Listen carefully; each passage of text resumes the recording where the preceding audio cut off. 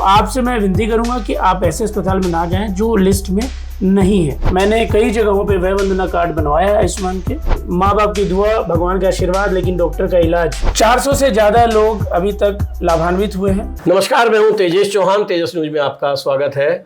आज हम एक ऐसी शख्सियत से मिलाने जा रहे हैं जो सोशल वर्क काफ़ी करते हैं और हर तरह के फील्ड में वो लोगों की मदद करते हैं। ख़ास तौर से अभी इन्होंने जो एक अभियान चलाया है, अभियान की यानी कि एक शुरुआत की है, वो बेरोज़गारी को ख़त्म करने के लिए या रोज़गार देने के लिए इन्होंने एक वर्क शुरू किया है। यानी कि जो सरकार से जो फंड मिलता है उसके बारे में पूरी जानकारी देना और जो बेरोजगार लोग हैं उनको उपलब्ध कराना। तो इनसे हम जानकारी करते हैं किस तरह से इन्होंने ये काम शुरू किया है। जी, तेजस न्यूज में आपका स्वागत है। धन्यवाद जी। सबसे पहले मैं यही पूछना चाहता हूँ कि जिस तरह से आप सोशल वर्क करते हैं, सबसे पहले तो आप परिचय आप दर्शकों को दीजिए। जी नमस्कार आप सभी को। मैं राजेश गुप्ता हूँ और गाज़ियाबाद प्रताप विहार में रहता हूँ। मैं एक सोशल वर्कर हूँ। साथ ही साथ मैं भारतीय जनता पार्टी के केंद्रीय कार्यालय में ओबीसी मोर्चे में नीति एवं शोध विभाग के राष्ट्रीय सह प्रभारी हूँ। किस तरह का आप सोशल वर्क करते हैं? अभी तक पहले क्या करते थे या अब यहाँ जुड़ने के बाद राजनीति आपने शुरू की है? तमाम लोग राजनीतिक जुड़े रहते हैं लेकिन लोगों को फ़ायदा नहीं पहुँच पाता। किस तरह के आपने थोड़ा सा कुछ बनाई है रणनीति? नहीं, देखिए, सरकार की तरफ से जो योजना है और जो दायित्ववान कार्यकर्ता हमारे हैं वो सब कुछ लोगों को कुछ ना कुछ तो फ़ायदा कराते हैं और उनके लिए काम भी करते रहते हैं। और जो मेरा विचार है वो ये था कि जब मैं राजनीति में नहीं था, जब मैं स्टूडेंट लाइफ में था या मैं बिज़नेस अपने कर रहा था, तो उस वक्त से मैंने हमेशा गरीबों को, ज़रूरतमंदों को कभी कपड़े दिया, कभी भोजन दिया, कभी शिक्षा के लिए मैंने उनको कॉपी किताब दिया, शिक्षा की उनकी व्यवस्था भी की। और अब जब से मैं ओबीसी मोर्चे में केंद्रीय कार्यालय में हूँ तो उसके बाद मैंने सोचा कि मुझे कुछ और बड़ा और ज़्यादा लोगों तक पहुँचने की ज़रूरत है। तो जो मेरा पहला विचार है, लोगों की जो बेसिक समस्याएं हैं, अगर मैं वो समझूं और आप सबसे भी मैं पूछना चाहूं तो जो मुझे लगता है वो सबसे बेसिक समस्याएं वो 3 होती हैं हम सब के पास। पहली जो समस्या है हमारी होती है रोज़गार या नौकरी, आप कह लीजिए, अपना व्यापार कह लीजिए, यानी कि आमदनी का जरिया, हम पैसे कैसे कमाएं। देखिए, गलत तरीके से पैसे कमाना तो गैर कानूनी है और सरकार या दुनिया की कोई भी चीज़ है, कोई भी शख्सियत ऐसा काम नहीं करने को कहती है। तो जो भी हम जेन्युइन काम करें, इसके लिए रोज़गार हो या व्यापार हो या नौकरी हो, ये हमारे लिए सबसे ज़रूरी है। अगर हमने रोज़गार, व्यापार, नौकरी सही तरीके से लोगों को दिलवाया और सभी लोग इसमें अपने आप को बिजी कर लिए तो सबसे बड़ी बात क्या होगी, क्राइम रेट कम हो जाएगा, लोग खाली नहीं होंगे, लोगों को पैसे के लिए इधर उधर भागना नहीं पड़ेगा और क्राइम हमारे देश से पूरी तरीके से चला जाएगा।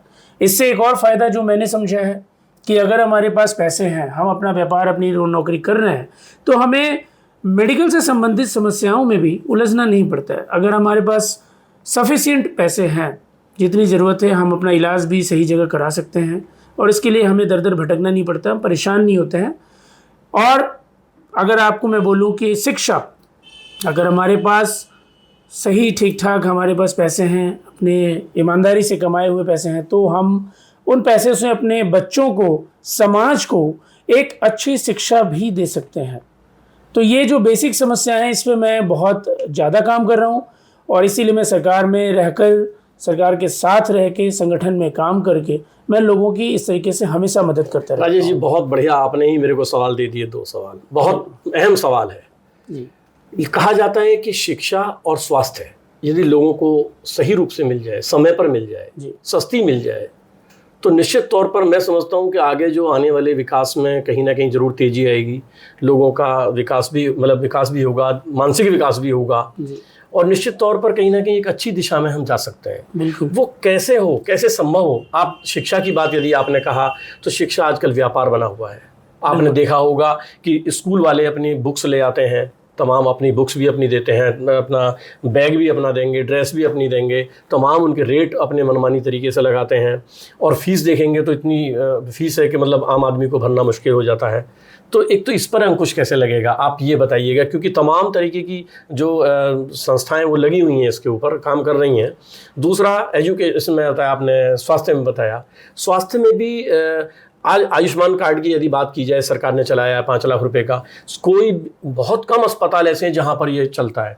अभी मैं रिसेंटली बताऊंगा, मेरे खुद अभी एक परिचित हैं, वो गए एक हॉस्पिटल में, उन्होंने कह दिया कि जी हम आयुष्मान कार्ड नहीं चलाएंगे, यहाँ नहीं चलता है। तो इसको कैसे आप प्रभावी करेंगे इन दोनों चीज़ों में, जरा एक एक करके विस्तार से थोड़ा सा बता दीजिए। बिल्कुल, मैं सबसे पहले शुरू करूँगा, जैसे आपने आयुष्मान कार्ड के बारे में बताया। आयुष्मान कार्ड के बारे में जो 70 वर्ष से नीचे हैं उनका तो सर्वे पहले हुआ था और उनके कार्ड बने हैं, और जिनके कार्ड नहीं बने हैं वो अगर उनका नाम सर्वे में है तो वो अपना कार्ड अभी भी बनवा सकते हैं। आपने जैसे बताया कि अस्पताल में कहते हैं कि हमारे यहाँ आयुष्मान कार्ड नहीं चलता है, तो मैं आपको बताना चाहूँगा, जनता को बताना चाहूँगा कि आयुष्मान की जो वेबसाइट है वहाँ जाएँ और पैनल की पूरी लिस्ट बनी हुई है कि कौन कौन से अस्पताल में आप जाकर आयुष्मान कार्ड के द्वारा अपना इलाज करा सकते हैं। तो आपसे मैं विनती करूँगा कि आप ऐसे अस्पताल में ना जाएँ जो लिस्ट में नहीं है। हो सकता है आप ऐसे लिस्ट हॉस्पिटल में गए हों जो लिस्ट में ना हो। इसके अलावा 70 वर्ष से जो ज़्यादा उम्र के हमारे वयस्क नागरिक हैं उनके लिए मैंने स्वयं वय वंदना कार्ड जो प्रधानमंत्री जी के द्वारा अभी चलाया गया है, मैंने कई जगहों पे वय वंदना कार्ड बनवाया है आयुष्मान के, जिसमें 5 लाख तक के मुफ्त इलाज की इंश्योरेंस करवाई गई है और इसमें काफ़ी लोगों को फ़ायदा मिला। अभी जैसे आपने देखा होगा दिल्ली में जब आम आदमी पार्टी की सरकार थी तो यह कार्ड वहाँ नहीं बनाया जा रहा था, लेकिन जैसे ही भाजपा की सरकार दिल्ली में आई वैसे ही वहाँ भी आयुष्मान वय वंदना कार्ड 70 वर्ष से ऊपर के लोगों का बनना शुरू हो गया। आपके दूसरे सवाल का जवाब अगर मैं दूँ शिक्षा के बारे में, कि शिक्षा जो प्राइवेट में जो हो गया, आप बिल्कुल ठीक कह रहे हैं कि कभी एक वक्त रहा था कि डॉक्टर और अस्पताल जो होते थे वो सच में धरती पे भगवान बन के हम लोगों का इलाज करते थे। आज भी भगवान के रूप में उन्हें देखा जाता है। आज भी भगवान ही मानते हैं हम उन्हें, क्योंकि उनके अलावा हमारी जान बचाने के लिए धरती पे कोई है नहीं। माँ बाप की दुआ, भगवान का आशीर्वाद, लेकिन डॉक्टर का इलाज यही ज़रूरी है।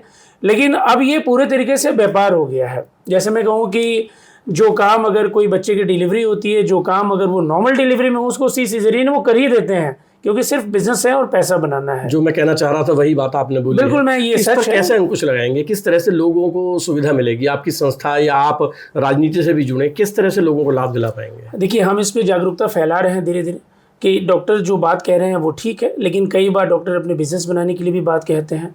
तो यहाँ तो मैं कहूँगा कि माननीय मुख्यमंत्री जी, माननीय प्रधानमंत्री जी को इसमें कोई ऐसा कानून लाना चाहिए कि अगर आप किसी भी तरीके से किसी भी मरीज को गलत सलाह दे करके पैसे बनाने का बिजनेस करते हैं तो उस हॉस्पिटल पे, उस डॉक्टर पे कार्रवाई होनी ही चाहिए।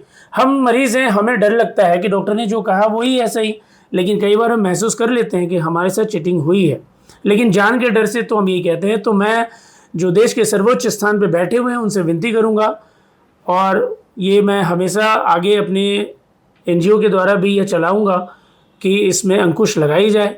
अस्पताल के साथ साथ स्कूलों में भी अंकुश लगाई जाए। जिस प्रकार से आपने कहा किताब, आपने यूनिफॉर्म बोलना आप भूल गए, यूनिफॉर्म भी दे रहे हैं, स्कूल ड्रेस सब कुछ आज के डेट में स्कूल से ही हमें लेना पड़ता है। ऐसा हमारे टाइम में नहीं था। हमारे टाइम में सिर्फ हम स्कूल की एडमिशन लेते थे, बाकी हम सब बाहर से लाते थे। लेकिन आज के डेट में ये जो बिजनेस बन चुका है, यहाँ पे पढ़ाई नहीं होती है, तो इस पर भी सरकार से यही गुजारिश होगी कि इसमें अंकुश लगाए और जो जेन्युइन हो, ताकि हर जो भी तकबे के लोग हों, जितने भी अमीर हों, गरीब हों, मिडिल क्लास के लोग हों, सबको शिक्षा मिलनी चाहिए। सिर्फ अपर क्लास के लोगों को शिक्षा मिलेगी तो हमारे मिडिल और लोअर क्लास के लोग अनपढ़ रह जाएंगे क्या? ये गलत है, ये ऐसा नहीं होना चाहिए। इसमें मैं काम कर रहा हूँ लगातार, ताकि सबको शिक्षा बराबर मिले। अब वो स्वयं शिक्षित जब हो जाएंगे तो उन्हें किसी के सामने हाथ फैलाने की ज़रूरत नहीं पड़ेगी कि मुझे रोटी दे दो। अगर वो शिक्षित होंगे, मैं सभी लोगों से भी ये कहना चाहूँगा, शिक्षा आपके रोटी से ज़्यादा ज़रूरी है। एक रोटी कम खाएं, लेकिन अपने बच्चों को शिक्षा ज़रूर दें, क्योंकि आज आपने अपने बच्चों को शिक्षा दिया तो आपके बच्चे किसी के सामने हाथ फैलाने के लिए नहीं रहेंगे, बल्कि वो अपनी नौकरी, अपना व्यापार खुद करेंगे और कभी भी भूखे नहीं रहेंगे। चलिए, धन्यवाद। दोनों सवालों का आपने जवाब दिया है और मैं कोशिश करूंगा, हालांकि देखिए गुजारिश तो हर बंदा करता है, जो पीड़ित होता है वो सरकार से गुजारिश करता है ऐसा होना चाहिए, ऐसा होना चाहिए, लेकिन कहीं उनकी कोई सुनवाई हो नहीं पाती है। बहरहाल आपने बताया कि आप वर्क कर रहे हैं, कुछ ना कुछ कहीं ना कहीं किसी मुकाम पर जरूर पहुँचेंगे। लेकिन अब एक और भी मुझे जानकारी मिली है कि आप जो बेरोजगार लोग हैं उनको रोजगार दिलाने के लिए आप प्रयास करते हैं, उनको जो सरकार की जो स्कीम आ रही है उनके बारे में बताने का प्रयास करते हैं। थोड़ा उस पर और प्रकाश डाल दीजिए, ताकि जो हमारे बेरोजगार लोग यानी कि दर्शक हैं वो कम से कम देख सकें और आपका लाभ ले सकें, आपसे मिल सकें। वो अपना नंबर भी आप शेयर कीजिए, कम से कम जो आपसे बात करें वो डायरेक्ट। बिल्कुल जी, मैं आपको बताना चाहूँगा, जैसे कि हमारे प्रधानमंत्री जी की तरफ से एक मुद्रा योजना भी है जो कि 10 लाख से लेकर के अब 20 लाख बढ़ा दी गई है। आप मुद्रा योजना के तहत लोन लेकर के एक अच्छा खासा बिजनेस बना सकते हैं। ये तो जो मैंने आपको बताया ये सेंट्रल गवर्नमेंट की तरफ से है, केंद्र सरकार की तरफ से है। लेकिन मैं उत्तर प्रदेश का निवासी हूँ और यह कैंप मैंने फ़िलहाल उत्तर प्रदेश में गाज़ियाबाद ज़िले में स्टार्ट किया है। तो उत्तर प्रदेश में एक योजना अभी अभी दिसंबर के समय से लागू हुई है और उस योजना का नाम है मुख्यमंत्री युवा उद्यमी विकास अभियान। इस अभियान के तहत मुख्यमंत्री जी ने ये कहा है कि हर साल 1 लाख युवाओं को जिनकी उम्र 21 से 40 वर्ष तक है उनको 5 लाख रुपए तक का बिना ब्याज के लोन देंगे। बहुत ही अच्छा स्कीम है ये। मैंने इसको स्टडी किया है और DCI जो deputy commissioner of industries Ghaziabad में, उनसे मैं कई बार मिला। इस योजना को, इस अभियान को मैंने समझा। कल मैंने एक प्रेस कॉन्फ्रेंस भी किया और आप सब मीडिया बंधुओं के सहयोग से पूरे गाज़ियाबाद ज़िले के साथ साथ अन्य ज़िलों में भी यह प्रचार करने की कोशिश मैं कर रहा हूं कि माननीय मुख्यमंत्री जी की तरफ से जो यह अभियान चलाया जा रहा है, इसमें जितने भी हमारे युवा पैसे की तंगी की वजह से या पैसे की कमी की वजह से कोई स्वरोजगार नहीं खोल पा रहे हैं, उनके हाथों में हुनर है, उनके पास काम करने का जज्बा है, लेकिन पैसों की कमी से वो आगे नहीं बढ़ पा रहे हैं। अगर मैं आपको बताऊं, जैसे कोई पढ़ लिख कर खाली बैठा है, उसके दिमाग में आइडियाज़ बहुत हैं, बहुत कुछ वो बना सकता है, बहुत कुछ वो काम कर सकता है, 2-4 लोगों को नौकरी भी दे सकता है, लेकिन वो खाली बैठा है क्योंकि पैसे नहीं है उसके घर में।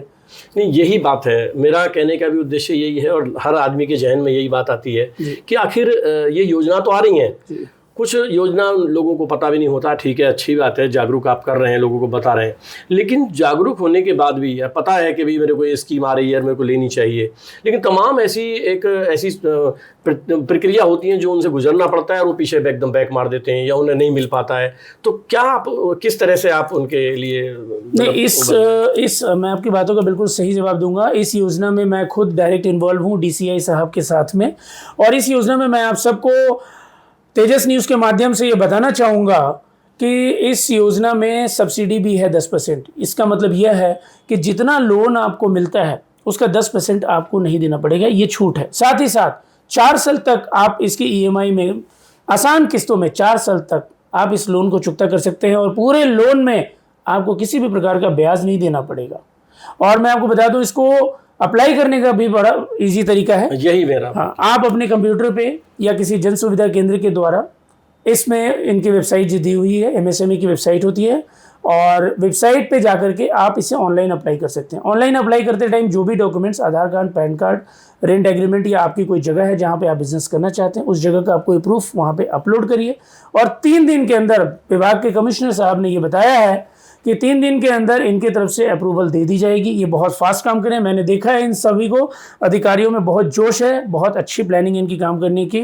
3 दिन के अंदर ये देंगे। उसके बाद जो भी कैंडिडेट है उन्हें बैंक जाना है और उन्हें अपना प्रोजेक्शन रिपोर्ट देना है कि हम ये काम कर रहे हैं। अगर आपको किसी को ऐसा लगे कि प्रोजेक्ट रिपोर्ट नहीं बनाने आ रहा है तो किसी CA की मदद ले सकते हैं।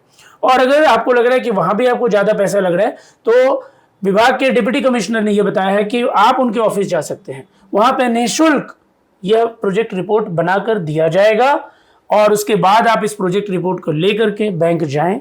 अगर बैंक आपको लोन देने में आनाकानी करे, आपको दौड़ाए, परेशान करे, तो विभाग इसमें बहुत ही सख्त कार्रवाई कर रहे हैं। बैंकों के साथ मिलकर के बहुत अच्छा तालमेल भी बिठा रहे हैं, जरूरत पड़ने पे सख्त कार्रवाई भी कर रहे हैं, लेकिन सबको लोन दिला रहे हैं। दिसंबर से लेकर अब तक लगभग 400 से ज़्यादा लोग अभी तक लाभान्वित हुए हैं, इनको फंडिंग हो चुकी है और ये अपना बिजनेस बहुत अच्छे तरीके से कर रहे हैं और इसकी रिपोर्ट भी विभाग समय समय पर लेती रहती है। लेकिन मैं आप सबको एक बहुत ज़रूरी सूचना देना चाहूँगा कि आप ये ना समझें कि ये कोई पर्सनल लोन है या आप गाड़ी खरीदना चाह रहे हैं अपने पर्सनल लोन के लिए या किसी प्रकार का किस्त आप चुकता करना चाहते हैं। यह एक व्यापार के हिसाब से, एक व्यापार के नज़रिए से लोन है और इसमें जो भी आप बिजनेस करना चाहते हैं, आपको कहीं ना कहीं से मशीन खरीदनी है, कोई ना कोई सामग्री खरीदनी है, आपको जैसे ब्यूटी पार्लर ही खोलना है या सलून खोलना है, तो उसमें जो भी इंस्ट्रूमेंट, जो भी सामान लगना है वो उनके नाम जाएगा पैसा। यस, बिल्कुल आप ठीक कह रहे हैं। उनको इनवॉइस बना के, बिल बना करके उनको लाना है उस फैक्ट्री से, उस सप्लायर से। ना उनके खाते में आएगा, ना ही कैश दिया जाएगा, बिल्कुल नहीं। और वो यानी संबंधित जो व्यापार है, जहाँ से माल आएगा, जहाँ से कुछ फर्नीचर वगैरह ना, उनको दिया जाएगा। जैसे मैं ये व्यापार करना चाह रहा हूँ और आप मुझे सारा मशीन देंगे, सारा सामान देंगे। मैं एक सैलून खोलना चाहता हूँ, आप मुझे सारा सामान देंगे। मैं आपसे एक इनवॉइस लूँगा कि मुझे क्या क्या सामान चाहिए। आपने सारा सामान लिख करके दे दिया और अमाउंट दे दिया आपने 4 लाख रुपए का। तो ये 4 लाख रुपए का इनवॉइस मैं बैंक में सबमिट करूँगा, मुझे 4 लाख रुपए का लोन मिल जाएगा। मतलब आपको लोन ये आपको पैसे ट्रांसफर होंगे, लोन मेरे नाम पे ही होगा, लेकिन ये चेक या डीडी जो भी बैंक के द्वारा बनाया जाएगा वो आपको जाएगा, मुझ तक नहीं आएगा। अच्छा, मेरा आखिरी सवाल है आपसे कि आप किस तरह से लोगों की मदद कर सकते हैं? अपना नंबर भी आप शेयर कर दीजिए, बाई चांस किसी की ज़रूरत पड़ती है तो आपकी मदद ले सकें और वो आप उनकी हेल्प कर सकें। बिल्कुल, मैं हमेशा से नागरिकों के बीच रहता हूं, और जो भी सिर्फ व्यापार से संबंधित ही नहीं, इसके अलावा भी अगर आपको कोई पर्सनल भी परेशानी हो तो आप मुझे संपर्क कर सकते हैं। यथासंभव मैं आप सबकी मदद करने की पूरी कोशिश करूंगा, मैं समय भी आपको दूंगा, और आप सब मेरा नंबर भी नोट कर सकते हैं 9625882299। आप लोग फिर से एक बार सुन लें और नंबर नोट कर लें 9625882299। राजेश गुप्ता मेरा नाम है, मैं प्रताप विहार गाजियाबाद में रहता हूं। आपको अन्य किसी भी प्रकार की समस्याएं अगर आप देखते हैं, जैसे आप स्वास्थ्य से संबंधित कोई समस्या हो, नौकरी व्यापार से संबंधित कोई समस्या हो, या भी और भी किसी प्रकार की अन्य कोई समस्या हो, आप मुझसे संपर्क कर सकते हैं। जी, धन्यवाद। धन्यवाद आप सभी का। राजेश जी, तेजस न्यूज में पधारने का आपका। तो देखिए, राजेश जी ने बताया किस तरह की मदद ये कर सकते हैं, किस तरह का इनका ध्येय है और क्या ये लेकर के चलें अभी तक, और आगे बहुत अच्छी बात इन्होंने बताई। स्वास्थ्य और शिक्षा पर भी ये काम कर रहे हैं ताकि जो ये कि व्यापार ना बने, लोगों को सही ज़रूरतमंद को जो है चिकित्सा उपलब्ध हो पाए और शिक्षा उपलब्ध हो पाए। गाजियाबाद से तेजस न्यूज के लिए तेजस चौहान।